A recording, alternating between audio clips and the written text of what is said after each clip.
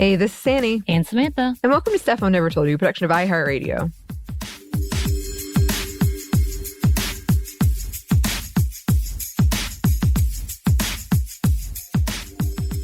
And today, we're doing something a little different, as we like to do every now and again. And we're going to take a break to celebrate what we just accomplished, essentially. Celebrate us, Anney. If you haven't heard, which I can't imagine you haven't, since if you're following us and you listen to us at all, you may have heard it every day. If you've listened to our podcast, you know, Anney says it every day on our podcast, but we have a book and it is now available. It is released today. We've got some fun messages from people congratulating us, telling us happy book birthday. So, that's cute. Yeah. So, we're going to give ourselves flowers, Anney. We're going to mark today because it is released. As of today, we did a whole whirlwind of interviews on radio, which was a whole experience in itself. But yeah, I thought that we should take a moment, reflect on this book, give each other the flowers. So yeah, Anney, I'm asking you to compliment me. I'm going to compliment you. This is a setup, essentially, to make myself feel better, make us feel better. But yeah, today we did a radio tour. So maybe if any of you are radio listeners, you're located in some of the areas that we released some of those interviews with. I think Seattle was one. One said New York City, but he said he's from Connecticut, so I don't know how that works. It said New York Metro. Yeah. So I don't know either. We had a person from Chicago and then some other places. And not surprisingly, they were mainly all men. There were 2 women involved, and only one of those women had her own show, Amanda from Seattle, who was, they were all delights. But I felt like that was very telling. And Anney, actually, you predicted the type of questions we would get. I think about a good 70% of the times we did talk about the book. I will say that. The other 30%, 2 specifically, we got questions specifically on feminism, and it was so elementary level. As we we sat there and I was like, oh, okay, like we're teaching them feminism. Of course, we got a lot of, we love our mothers, we love our wives, which again, telling in itself, and trying to explain why feminism is intersectional and why it's needed for everyone, including men. That was very interesting as well. But I will say, Anney, you did an amazing job. You did so good. Thank you. You did not stumble on words. I barely heard you say, I definitely stumbled on several of my words. And you were just so professional and eloquent. I was like, wow, she was nervous for nothing. Oh, thank you. I appreciate that. But you were so good too. I think we kept saying, which I love that we kept saying during these interviews, was, we balance each other out. We are a good team.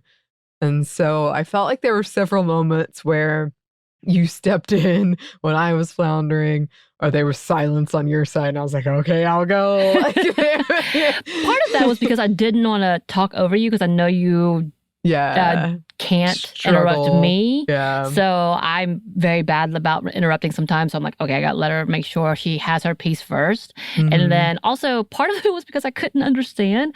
Like you were nervous about, because all of our interviews, y'all, were all based on phone, essentially. We were on Zoom, but a lot of it was coming through phone, and we weren't necessarily seeing everyone. So I know we've talked about, Anney, your hearing is pretty bad in one ear, but I was struggling in understanding some of it too. So I was like trying to let the questions sink in before answering it. And I was like, oh, I don't even know if I heard the question right. That actually makes me feel really good. You did so good.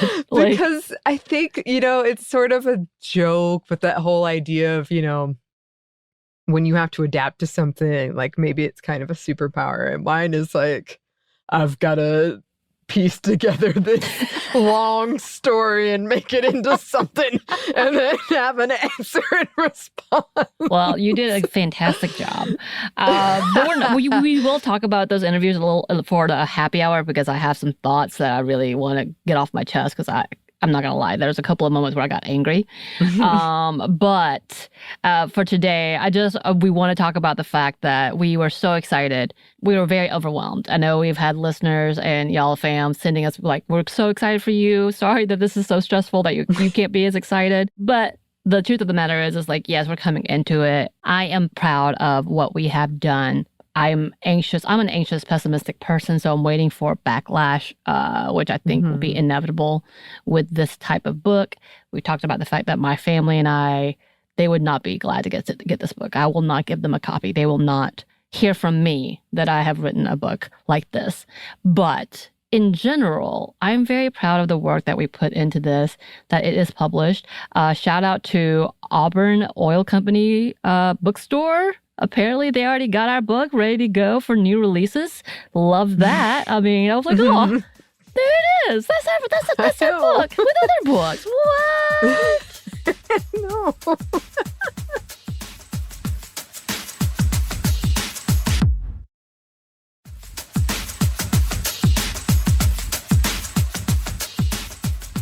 I've had a lot of friends contact me today and they've been like, so how are you? What is it? What is it? You've been so stressed. Are you relieved? And honestly, it is talking about it with you. I think that it is very like, I'm proud of it. I am excited for people to read it or listen to it. But because our jobs are so demanding, I actually almost forgot yesterday until a friend texted me. It was like, hey, I can't wait to get your book. I was like, oh. Yeah, the panic that sets in after the fact. Yeah, it really, we do have a very stressful job. We've been waiting for this. I'm not sure the radio tour that we just did, it seems like that might be our only promotional bit, which I don't want to do more, but I think more should be done. Let's be very, very clear. And it's kind of odd that we are told to do something and it feels like we don't have the support even from our heads up. And I'm sure I doubt they listen to our show, but if they do, they get mad, But I mean, it's true. It feels like it's very little support from our actual parent company. Compared to the publishers have been a lot more excited, it seems, maybe because it's their job only, as opposed to like our company has hundreds of podcasts that's constantly happening. So they have a lot more people to pay attention to and not our little book. And I'm saying that as if that's what I think they think, maybe. So that's odd. But nonetheless, I think we did an amazing job. I hope we get Janie on our show, who was our third in this book, really editing out and helped us hash out what looks good as a book, what's realistic as a book, and then also what to expect from our publishers, who we haven't talked to in a long time, and I miss her. Yeah.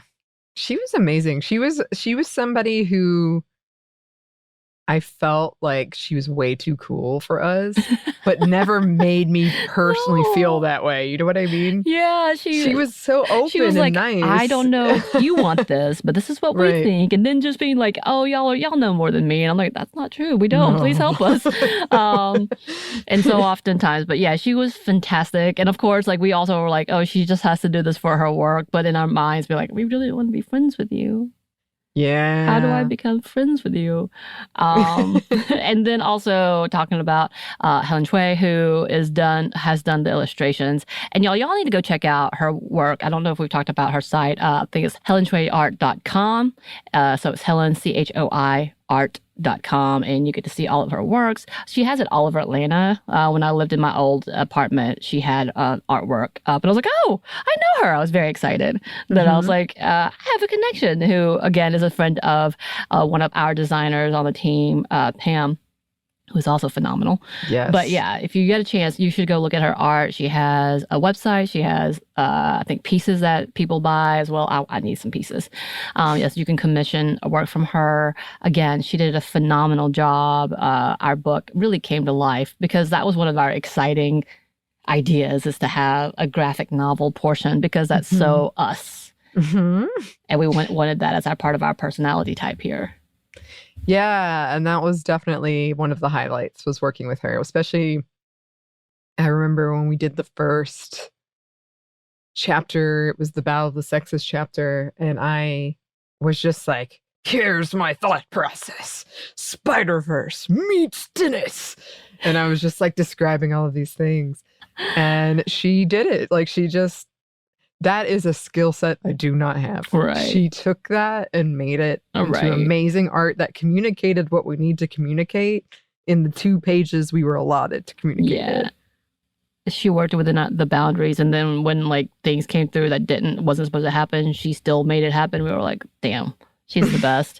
So having both of them being a part of this, and then of course we have to talk about the fact that Christina's been like handling all our ads, social media stuff. She has been like doing everything because she was not a part of this at the beginning, and they were like, hey, we need 30 ads now. We need you to now do this. We're so sorry. And of course, Christina, you are amazing and an amazing part of this team and really killing it as per usual.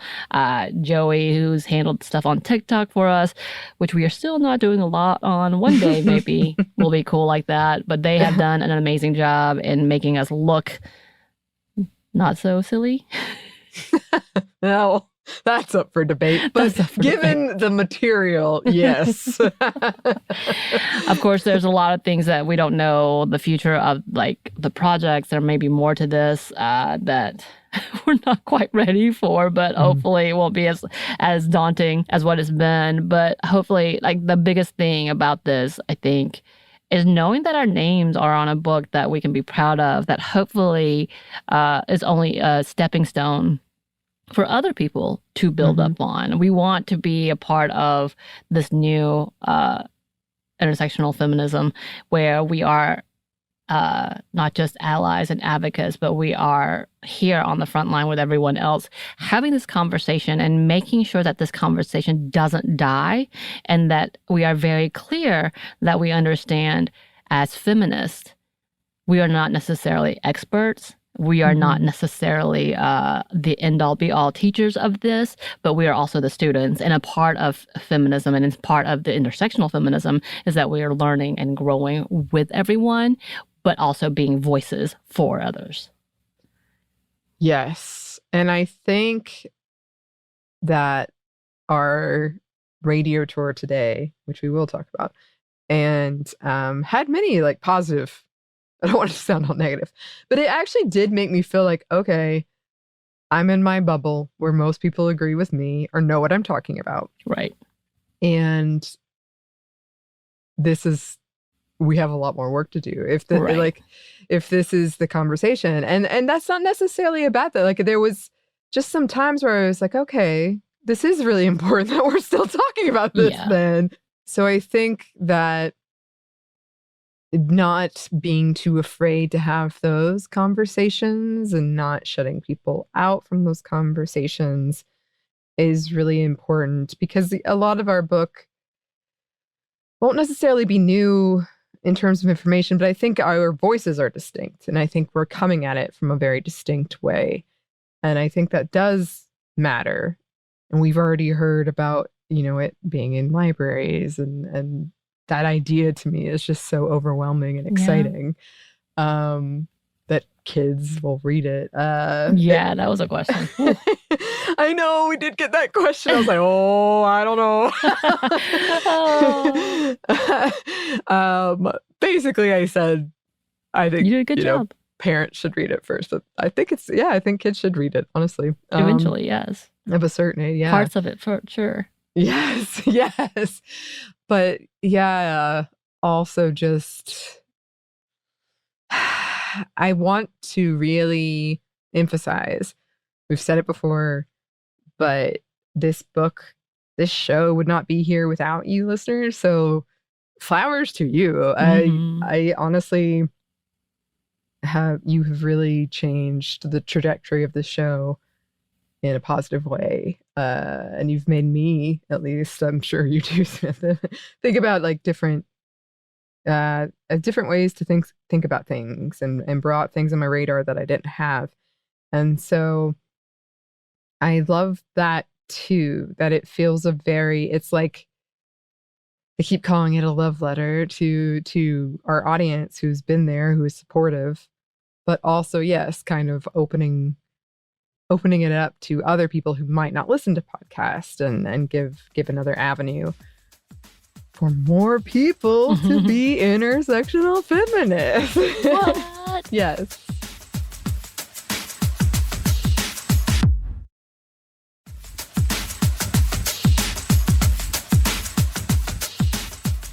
When we talk about feminists around the world, coming back to it, we talk about a lot of people who seem more abstract because they're far distant or we don't know them.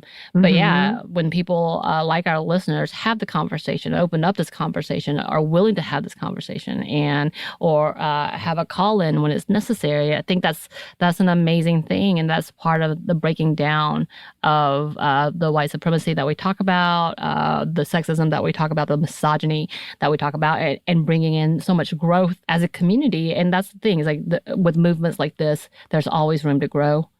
And with that, when we have people and have others who advocate as they do and truly put in the work, it's a movement. And I think that's why it is exciting to see our book. And I think, I would claim it as we are trying to make a statement in a movement. That's a part of the book. Like, did we have a choice at the beginning? No. But did we take that non-choice and make it our statement? Yes. Yes. And the book, I always kind of joke, like there's two, because we were panicking about this radio tour, to be honest. And we had a pre-meeting about it. And you were like, you answer why it happened. Because essentially what happened was our boss was like, let's do this. I'll be frank with all of you. But we did take that, let's do this, and we made something that I'm glad that we made. And I also hope that this might just be another way someone finds what we're all about. I just hope that somebody, no matter where they are in life, no matter their experience, finds it, and that opens a door, or either is just kind of a comforting in a way, like, yes, I feel that way too. Right. Yes. Right. I resonate with that. I like that. Yeah. So we are the feminists around the world that's celebrating today. If you get a chance to get this book, great. We hope you enjoy it. Please let us know what you think. Don't be mean to us. we don't have the mental capacity to handle that right now. No. Give us at least a year before you get real mean. Oh, gosh. Well, and that's another thing, is we kept talking about, one final note, but we kept talking about, that's one of the questions we keep getting is, what's the difference between doing that and your podcast? And one of the big things for me is, like, in a podcast, you can issue a correction or many variety of things to do as the conversation shifts. In a book, you can't do that. So it does open with a lot of disclaimers, right? But I think they're necessary. Don't let it turn you away. They're all like, hey, we're writing this at this point in time. Right. Life changed real quick. And the conversation evolves, and that's good in a lot of ways. Yes. So flowers to you, Samantha. I couldn't ask for a better partner and friend to have done this with. I'm like, we're still friends. We wrote a book together. I know. We did it pretty cohesively too. Like, with no like passive aggressive, snarky remarks to each other. We were just like, all right, you can do this. We got this.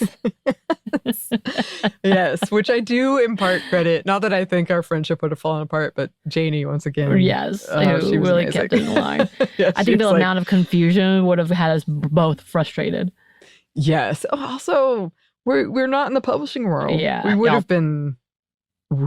Publishing world is crazy. And we got to give flowers to all the authors and those who are genuinely creating things like this, because it's a thing. It's a whole thing. It sure is. It sure is. But yeah, flowers to our whole team. Flowers to you.